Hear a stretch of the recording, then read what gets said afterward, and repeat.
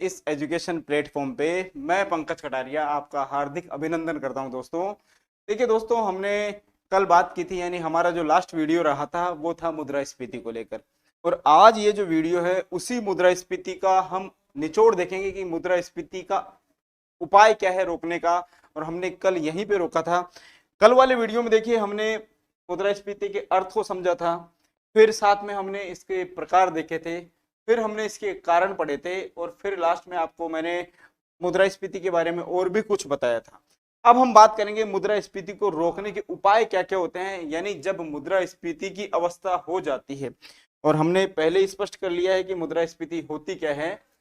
तो इस मुद्रास्फीति को कैसे रोका जाए, रोकने के लिए कौन कौन से उपाय काम में लिए जाएं, वो हम पढ़ते हैं। देखिए, मुद्रास्फीति को रोकने के जो उपाय होते हैं उनको हम 3 भागों में बांट कर पढ़ सकते हैं। 3 भाग समझिएगा। जो इन्फ्लेशन होती है उस इन्फ्लेशन के जो उपाय होते हैं रोकने के, उनको हम 3 भागों में बांट कर पढ़ सकते हैं। ठीक है, अब वो भाग कौन कौन से हैं? पहले जो उपाय होते हैं, देखिए पहले उपाय मौद्रिक उपाय कहलाते हैं। नंबर 1 मुद्रास्फीति के जो रोकने के उपाय हैं, हम अलग कलर में लिखेंगे इनको ताकि आपको समझने में आसानी रहे। मुद्रास्फीति के रोकने के उपायों को हम 3 भागों में बांट कर पढ़ सकते हैं। पहला उपाय मौद्रिक उपाय, मौद्रिक उपाय। दूसरे उपायों को राजकोषीय उपायों के नाम से जानते हैं, राजकोषीय। ओके, राजकोषीय उपाय। और तीसरे जो उपाय हैं प्यारे विद्यार्थियों, वो है अन्य उपाय। अन्य उपाय। यहाँ एक एक को पढ़ेंगे, एक एक के बारे में जानेंगे, और यहाँ से क्वेश्चंस पूछे जाते हैं कि मुद्रास्फीति को रोकने के मौद्रिक उपाय कौन कौन से हैं।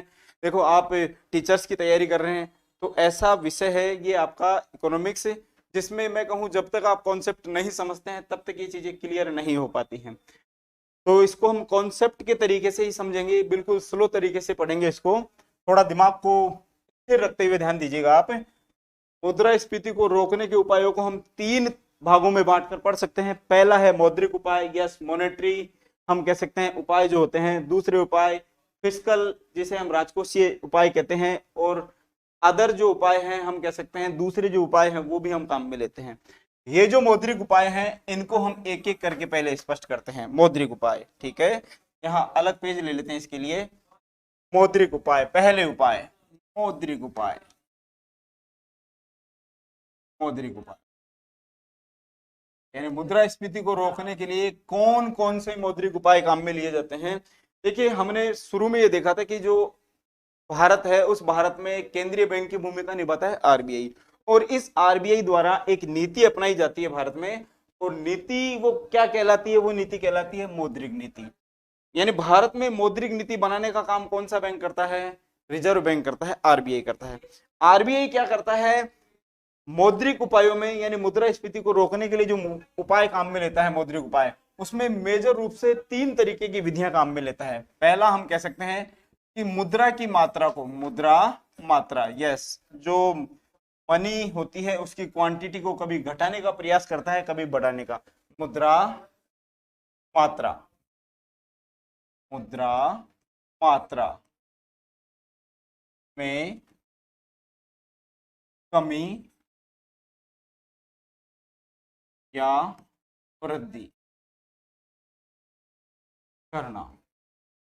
सुनिएगा, समझिएगा इसको। यानी देखो, जब भी हम मुद्रास्फीति की बात करें तो मुद्रास्फीति में आरबीआई जिस नीति का सहारा लेता है कंट्रोल करने के लिए, वो नीति कौन सी है? मौद्रिक नीति। और इस मौद्रिक नीति में आरबीआई पहला जो उपाय काम में लेता है वो क्या करता है? कभी मुद्रा की मात्रा में कमी करेगा तो कभी वृद्धि करेगा।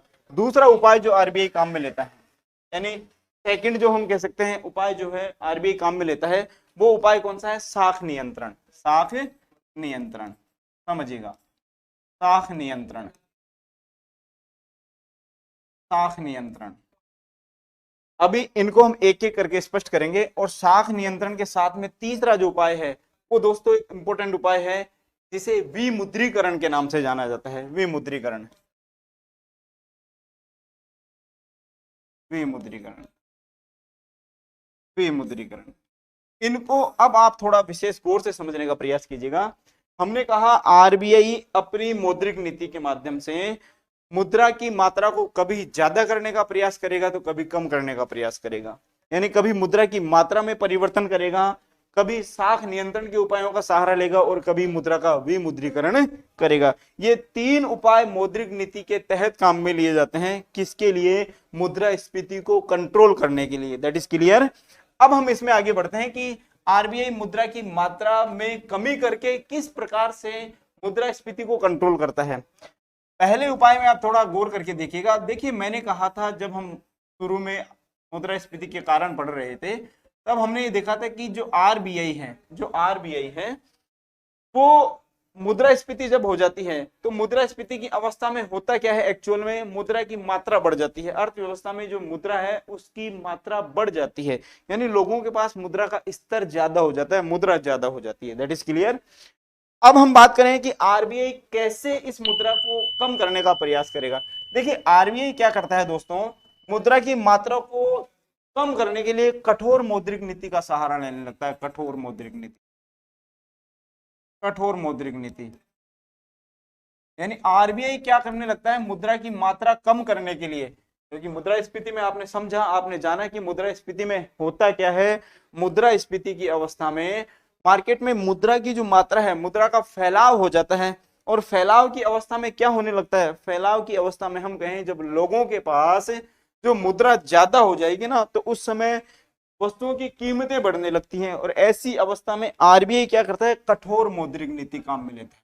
यानी हम कह सकते हैं आरबीआई मुद्रा की, जो बैंकों को हम कहें जो मुद्रा दी जा रही थी, मुद्रा आरबीआई देता है बैंकों को मुद्रा, यानी बैंकों का बैंक कौन सा बैंक कहलाता है, आरबीआई। और आरबीआई अन्य बैंकों को, अन्य कमर्शियल बैंक जो होते हैं, अन्य व्यापारिक जो बैंक होते हैं, उनको मुद्रा देने का कार्य करता है। पैसा इन व्यापारिक बैंकों के पास कहां से आता है, आरबीआई के पास से आता है। तो आरबीआई इन बैंकों को पैसा देने के लिए अब कौन सी, कठोर मौद्रिक नीति का प्रयोग करने लगता है। यानी हम ये कह सकते हैं कि मान लीजिए बैंक दर में वृद्धि कर देगा, बैंक दर प्लस कर देगा, कठोर मौद्रिक नीति। यानी कठोर मौद्रिक नीति का स्वरूप कैसा बना देगा, मुद्रा की मात्रा को कम करने के लिए कठोर। यानी मैं यहाँ मुद्रा मात्रा में कमी या वृद्धि के साथ में एक शब्द और लिख देता हूं ताकि आपके सामने स्पष्ट रहेगा, परिवर्तन। मुद्रा की मात्रा में परिवर्तन करने का प्रयास करेगा कौन सा बैंक, आरबीआई। और मुद्रा की मात्रा में परिवर्तन में दोनों शब्द आ जाते हैं, कमी या वृद्धि। तो वह मुद्रा की मात्रा को जब मुद्रास्फीति हो जाती है तो कम करता है कौन सा bank, RBI. That is clear. ठीक है, दूसरा हम बात करते हैं साख नियंत्रण। साख नियंत्रण, देखो ये उपाय आपको मैंने पहले भी पढ़ा दिए हैं। साख नियंत्रण, क्रेडिट कंट्रोल, जो कि आपके सिलेबस में डाले गए हैं, ये उपाय आपने पहले ही पढ़ लिए हैं, क्रेडिट कंट्रोल। और हमने देखा था कि आरबीआई जो है भारत में साख की मात्रा, यस मनी जो होती है, उस मुद्रा की मात्रा को नियंत्रित करने का कार्य क्रेडिट कंट्रोल का कार्य कहलाता है। और ये कार्य भारत में करता है आरबीआई। ये कार्य भारत में आरबीआई जो है विभिन्न हम कहें उपायों के माध्यम से, विभिन्न साधनों के माध्यम से, विभिन्न अस्त्रों के माध्यम से करता है। और साख नियंत्रण के जो अस्त्र होते हैं उनमें दोस्तों बैंक दर होती है, जैसा कि आपने पहले ही पढ़ रखा है, क्रेडिट कंट्रोल क्रिएशन। उसके बाद में हम कह सकते हैं CRR होता है, SLR होता है, और खुले बाजार की क्रियाएं होती हैं, खुले बाजार की क्रियाएं, खुले बाजार की क्रियाएं, ओके। ये स्थिति रहती है खुले बाजार की क्रियाएं। हमने देखा कि यहां आरबीआई को जब साख यानी मुद्रा की मात्रा को जब नियंत्रित करना है तो आरबीआई क्या करेगा दोस्तों, बैंक दर में वृद्धि करेगा, CRR को बढ़ा देगा, SLR को बढ़ा देगा, खुले बाजार की क्रियाओं में संपत्तियां हम कहेंगे बेचना प्रारंभ कर देगा, संपत्तियां बेचना प्रारंभ कर देगा। तो जब मुद्रा की मात्रा को नियंत्रित करना है, और इसी उपाय को कहा जाता है साख नियंत्रण, ओके, क्रेडिट कंट्रोल। एक उपाय और काम में लेता है मौद्रिक नीति के लिए। मौद्रिक नीति के जो उपाय है उनमें हम कहें मुद्रास्फीति को नियंत्रित करने के लिए एक उपाय और काम में लेता है। और ये उपाय तो आपको विशेष याद होगा क्योंकि अभी लेटेस्ट में ही 8 नवंबर 2016 को भारत सरकार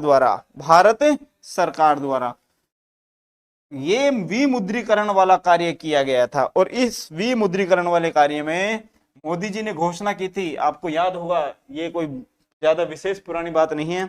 मोदी जी ने घोषणा की थी कि रात 12 बजे से 500 रुपए और 1000 रुपए के नोट का विमुद्रीकरण किया जाता है, यानी इसे प्रचलन से बाहर किया जाता है। तो जब ये उपाय फेल हो जाते हैं ऊपर वाले मौद्रिक नीति के तहत, तो यहाँ विमुद्रीकरण का सहारा लिया जाता है मुद्रास्फीति को कंट्रोल करने के लिए। और विमुद्रीकरण क्या है, यानी पुरानी मुद्रा पुरानी मुद्रा हम ये कह सकते हैं वर्तमान मुद्रा यानी जो मुद्रा चल रही है को चलन से बाहर कर देना,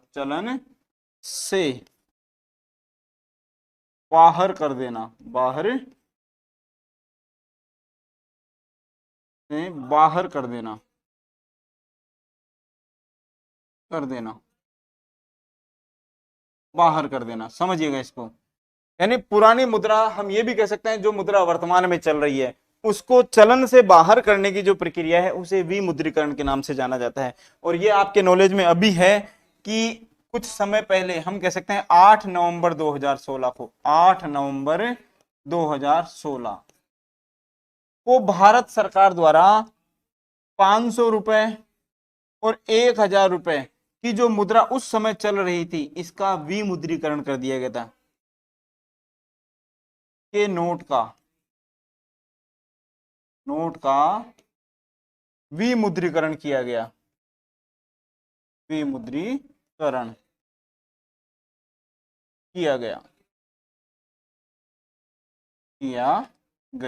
दैट इज क्लियर। बड़ा सिंपल चीज है कि देखो भारत सरकार ने ये विमुद्रीकरण आपके सामने है कब प्रयोग किया, और ये विमुद्रीकरण किया 8 नवंबर 2016 को। ये लेटेस्ट आपके सामने हम कहें एक उदाहरण है कि विमुद्रीकरण का। और विमुद्रीकरण क्या है कि जो पुरानी मुद्रा या जो वर्तमान मुद्रा है उसको चलन से बाहर कर देना। और मोदी जी की घोषणा आपको याद होगी, उन्होंने कहा था कि आज रात 12 बजे से 500 और 1000 रुपए के जो नोट है उसको चलन से बाहर किया जाता है, उसको विमुद्रीकरण किया जाता है। तो मौद्रिक नीति के जो उपाय हम कह सकते हैं मुद्रास्फीति को कंट्रोल करने के लिए मौद्रिक नीति के तहत कौन कौन से उपाय काम में लेते हैं, वो है मुद्रा की मात्रा में परिवर्तन, विशेषकर कमी, ये ध्यान रखिएगा। वृद्धि को आप थोड़ा बाद में लीजिएगा। फिर दूसरा है साख नियंत्रण और तीसरा है विमुद्रीकरण। उसी तरीके से हमने देखा था कि कौन से उपाय, राजकोषीय उपाय भी काम में लिए जाते हैं, राजकोषीय उपाय, और जिनके बारे में अब हम पढ़ेंगे राजकोषीय उपाय। ओके, देखिएगा, यानी मुद्रास्फीति को नियंत्रित करने के लिए जो राजकोषीय उपाय काम में लिए जाते हैं वो कौन कौन से होते हैं, ध्यान दीजिएगा। राजकोषीय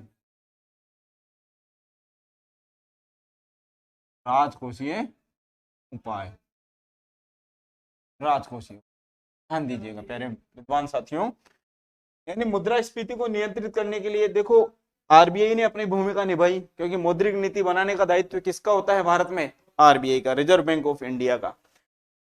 साथ में सरकार भी अपनी भूमिका निभाती है। सरकार क्या करती है, राजकोषीय नीति बनाने का कार्य किसका होता है, यस, फिस्कल पॉलिसी बनाने का कार्य होता है इंडियन गवर्नमेंट का, भारत सरकार का। भारत सरकार क्या करती है, मुद्रास्फीति को नियंत्रित करने के लिए कुछ राजकोषीय उपायों का सहारा लेती है। और राजकोषीय उपायों में करती क्या है, पहला वह काम करती है करों में वृद्धि कर देती है, करों में वृद्धि, समझिएगा, करों में वृद्धि। ये करों में जो वृद्धि होती है इसके माध्यम से भी मुद्रास्फीति कंट्रोल होती है। दोस्तों मुद्रास्फीति कंट्रोल होती है किसके माध्यम से, करों में वृद्धि। उसी तरीके से दूसरा उपाय लिया जाता है सार्वजनिक ऋण, सार्वजनिक ऋणों में वृद्धि, सार्वजनिक ऋणों में, देखिए करों में वृद्धि कर दी गई, साथ में क्या की जाएगी, सार्वजनिक ऋणों में वृद्धि कर दी जाएगी। हम कह सकते हैं कि नए कर भी लगाए जाएंगे। तीसरा उपाय नए कर लगाना, नए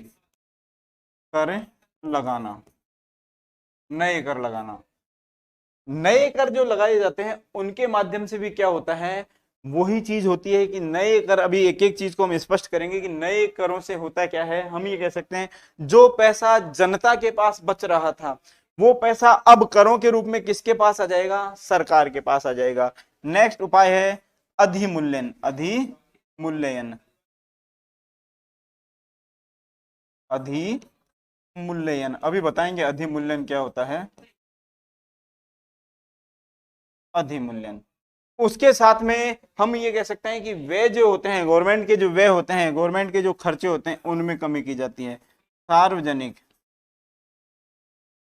व्यय,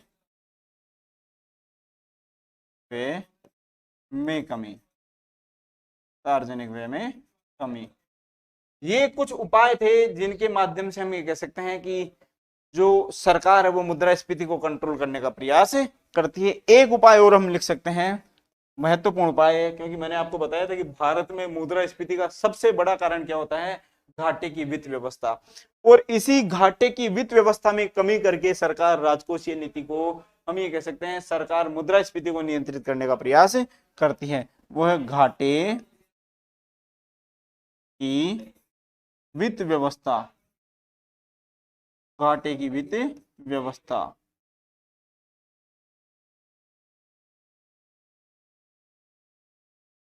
घाटे की वित्त व्यवस्था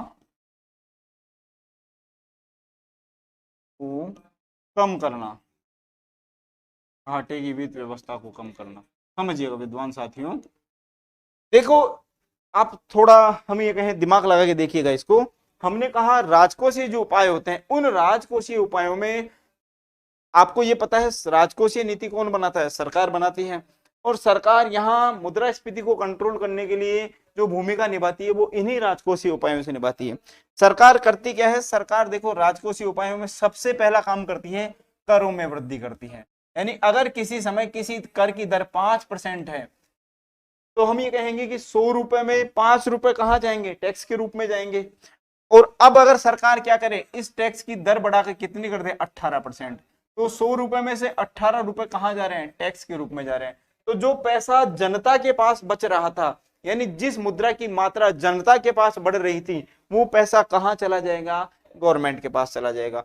और मुद्रास्फीति क्या है, हम ये कहेंगे मुद्रास्फीति की अवस्था में वस्तुओं की जो सामान्य कीमत स्तर होता है वो बढ़ता रहता है। और क्यों बढ़ता है, क्योंकि लोगों के पास मुद्रा की मात्रा हकीकत रूप में ज्यादा हो जाती है। तो इसी मुद्रा की मात्रा को कम करना है ताकि वस्तुओं का कीमत स्तर नीचे आ सके, कंट्रोल हो सके। तो मुद्रा की मात्रा को, मुद्रा मात्रा, मुद्रा मात्रा, मुद्रा मात्रा, मुद्रा मात्रा को कम करने, कम करने हेतु ये सारे उपाय किस लिए काम में लिए जा रहे हैं, मुद्रा मात्रा को कम करने हेतु। हमने देखिए पहला उपाय सरकार ने क्या लिया, कि सरकार ने काम में लिया अपने राजकोषीय उपायों में करों में वृद्धि कर दी। दूसरा उपाय सार्वजनिक ऋणों में वृद्धि। और सार्वजनिक ऋण जानते हैं आप क्या होता है, देखो सरकार जनता से जो पैसा उधार लेती है, सरकार जनता से जो पैसा उधार लेती है उसे सार्वजनिक ऋण के नाम से जानते हैं। और जैसे ही मुद्रास्फीति की अवस्था होती है तो सार्वजनिक ऋणों में क्या कर दी जाती है, वृद्धि कर दी जाती है, बढ़ा दिए जाते हैं, ताकि जो पैसा जनता के पास है वो किसके पास आ सके, सरकार के पास आ सके। और जब मुद्रा की मात्रा कम हो जाएगी लोगों के पास, तो सिंपल सी बात है क्या हो जाएगा, ऐसी अवस्था में किसको कंट्रोल किया जा सकेगा, मुद्रास्फीति को कंट्रोल किया जा सकेगा। नेक्स्ट जो उपाय है वो है नए कर लगाना। जैसे मान लीजिए किसी वस्तु, हम कहें जैसे मान लीजिए एक उदाहरण ले सकते हैं, दूध। दूध ऐसी वस्तु है, एक तरीके से अनिवार्य वस्तु है, इस पर कोई कर नहीं था, लेकिन सरकार को अगर ऐसा एहसास हो जाता है कि मार्केट में पैसा ज्यादा हो गया है, लोगों के पास मुद्रा की मात्रा फैल गई है, बढ़ गई है, तो सरकार क्या कर सकती है दोस्तों, सरकार इस दूध पर टैक्स लगा सकती है, टैक्स लगा सकती है। सिंपल सी बात है कि नया कर लगा सकती है, ठीक है। हम ये नहीं कह रहे कि दूध पर टैक्स नहीं है, हम सिर्फ एक उदाहरण के तौर पे बात कर रहे हैं, ओके ठीक है।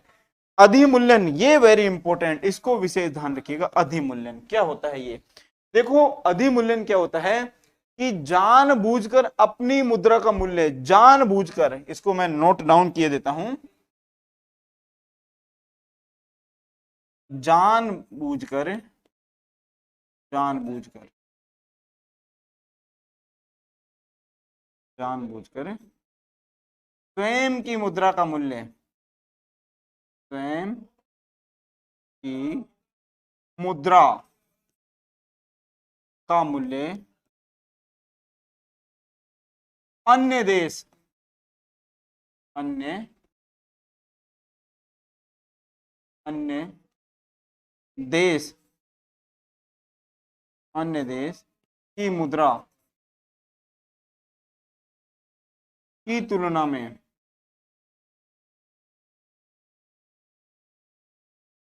बढ़ा देना। समझिएगा इसको। देखो, अवमूल्यन क्या होता है, अधिमूल्यन क्या होता है, ये दो चीजें होती हैं। अधिमूल्यन तो क्या होता है कि जानबूझकर स्वयं की मुद्रा का मूल्य अन्य देश की मुद्रा की तुलना में बढ़ा देना। ये बढ़ा देने का मतलब क्या है कि हमारे देश की जो मुद्रा है उसके मूल्य में वृद्धि कर देना, तो क्या कहलाएगा, अधिमूल्यन कहलाएगा, बढ़ाना, अधिमूल्यन। इसका अपोजिट आप लें तो अवमूल्यन हो जाएगा। और अवमूल्यन क्या हो जाएगा, अवमूल्यन का मतलब हो जाएगा कि जानबूझकर अपनी देश की मुद्रा का मूल्य अन्य देश की मुद्रा की तुलना में घटा देना अवमूल्यन कहलाएगा। बढ़ाना तो क्या है, प्लस कर देना तो क्या है, अधिमूल्यन, अधिमूल्यन। ओके। और घटाना क्या है, माइनस कर देना, अवमूल्यन, अवमूल्यन। अधिमूल्यन और अवमूल्यन दोनों सरकार द्वारा किए जाते हैं। दोनों में क्या होता है, सरकार जानबूझकर अपनी इच्छा से अपनी मुद्रा के मूल्य में परिवर्तन करती है। अधिमूल्यन में हकीकत में क्या होता, क्या है, अधिमूल्यन में अपने देश की मुद्रा का मूल्य अन्य देश की मुद्रा की तुलना में बढ़ा दिया जाएगा। और मुद्रास्फीति में क्या किया जाएगा, अधिमूल्यन किया जाएगा, अन्य की अवमूल्यन। समझने का प्रयास कीजिएगा। देखो, हमने देखा कि मुद्रास्फीति में होता क्या है दोस्तों, मुद्रास्फीति में हम ये कह सकते हैं कि जैसे ही मुद्रास्फीति की अवस्था होती है तो इस अवस्था में मुद्रा का मूल्य गिरता है और वस्तुओं का मूल्य बढ़ता है। सरकार को कंट्रोल करना है इस गिरते हुए मूल्य को, तो सरकार क्या करती है, अधिमूल्यन का सहारा लेती है। यानी अपनी मुद्रा के मूल्य को सरकार जानबूझकर बढ़ा देती है। इस स्थिति को अधिमूल्यन के नाम से जाना जाता है। नेक्स्ट है सार्वजनिक व्यय में कमी करना। यानी सरकार क्या करेगी, सार्वजनिक, सार्वजनिक व्यय का मतलब होता है कि सरकार जो खर्चा करती है, सरकार जन कल्याण के लिए जो खर्चा करती है, और जन कल्याण के लिए सरकार खर्चा किस किस में करती है, सड़कें बनवाती है, हम ये कहें विकास कार्य करती है, हॉस्पिटल्स बनाती है, गवर्नमेंट स्कूल्स बनाती है, ये सारे जो सार्वजनिक व्यय के साधन हैं। और सरकार को इस मुद्रास्फीति के समय सार्वजनिक जो अपना खर्चा होता है इसमें भी कमी करनी होती है। क्यों, क्योंकि खर्चे से देखिए पैसा कहां जा रहा है, पैसे का फ्लो किस तरफ होगा, जनता की तरफ हो जाएगा। और सरकार को यही तो नहीं करना है, जो पैसा पहले से ही जनता के पास ज्यादा है उसको और तो नहीं बढ़ाना है। इसीलिए सरकार क्या करेगी, राजकोषीय उपायों में सार्वजनिक व्यय में कमी करेगी। That is clear. अब आ रहा है घाटे की वित्त व्यवस्था को कम करना। देखिए समझिए इसको।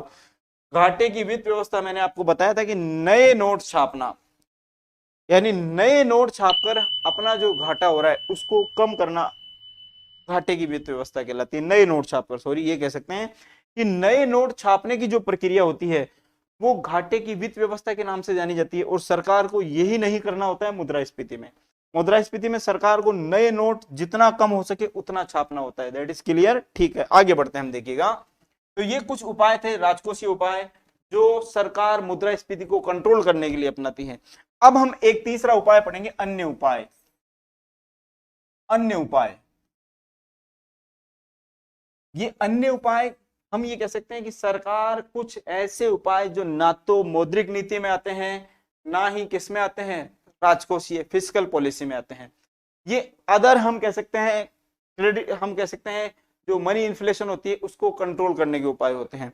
इसमें सरकार करती क्या है, इसमें सरकार देखिए उत्पादन को बढ़ाने का प्रयास करती है। क्या करेगी, पहला उपाय काम में लेगी, उत्पादन, उत्पादन बढ़ाना, उत्पादन बढ़ाना। ओके, यानी सरकार उत्पादन को प्लस करने का प्रयास करेगी, उत्पादन में वृद्धि करने का प्रयास करेगी। क्योंकि देखिए जब वस्तुओं की कीमतें ज्यादा होती हैं, और वस्तुओं की कीमतें मैंने बताया था कब ज्यादा होती है, अभाव की अवस्था में। जब वस्तुओं की कमी उत्पन्न हो जाती है तो वस्तुओं की कीमतें ज्यादा हो जाएंगी।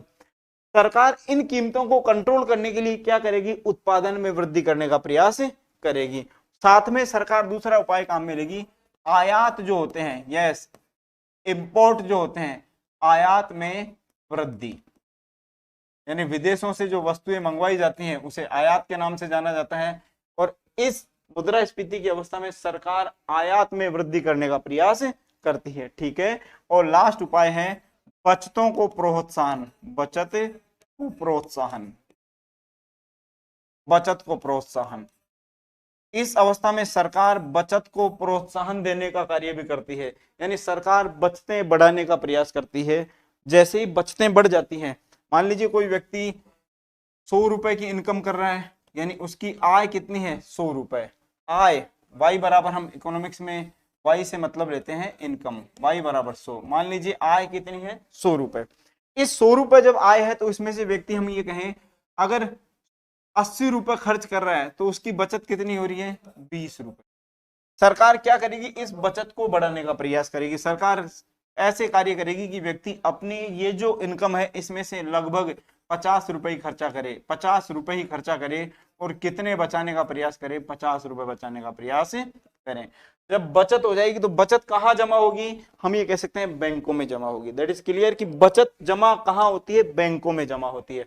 और बचत जो बैंकों में जमा हो गई वो जनता से, हम कहें, निकल के कहाँ चली जाएगी, बैंकों के पास चली जाएगी। तो मुद्रास्फीति को कंट्रोल करने के लिए सरकार कुछ उपाय काम में ले रही थी। वो कौन कौन से उपाय थे, 3 उपाय हमने देखे। मौद्रिक जो उपाय हैं वो देखे, फिर उसके बाद में हमने राजकोषीय उपाय देखे, और लास्ट में हमने देखे अन्य उपाय। ठीक है,